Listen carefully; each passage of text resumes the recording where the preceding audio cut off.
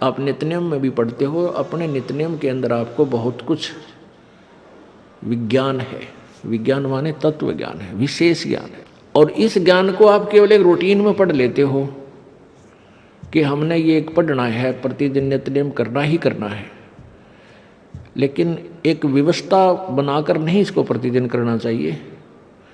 जितनी देर भी इसको सुनो, किसी भी पार्ट को, इसके नित्यनेम का जितना भी बुद्धि मन निश्चल हो तेरा आपका, तो ये विचार करे कि इसमें क्या बोला है मालिक ने अपनी वाणी में, क्या आदेश है तेरे लिए। क्योंकि आप पौन घंटा नित्यनेम करते हो, इसमें ज़्यादा से ज़्यादा आपका मन 20% इस नित्यनेम के अंदर आप 20% ही सुन पाते हो। उस 20% को भी यदि आप विचार करो डेली कि इसमें क्या आदेश है मालिक का, और फिर अपने जीवन को सारा दिन, उस दिन को ऐसे ही सुचारू रखो। क्योंकि आपको घर से निकलने से पहले ये पढ़ा इसलिए जाता है कि आपके साथ रास्ते में कोई निकम्मा भी टकराओगा, कोई गाली देने वाला भी मिलेगा,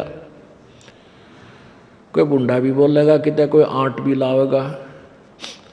तो उनके साथ आपने कैसे व्यवहार करना है। आवत गाड़ी एक है, उल्टा हो अनेक, और कह कबीर ना उलटी हुआ रहे एक की एक। इसको पढ़ना नहीं है। मान ले कोई बुंडा बोला है, गलत बोलता है, गाली देता है, तो उसने तो कर दिया यूँ काम, और आप भी उल्टा दोगे तो फिर 4 और देगा कि वो तो पूरे मूड में है, वो तो फुल मूड में है लड़ाई के में, और आप भी आगे से उल्टी बोल पड़ोगे तो वो तो तैयार बैठा है।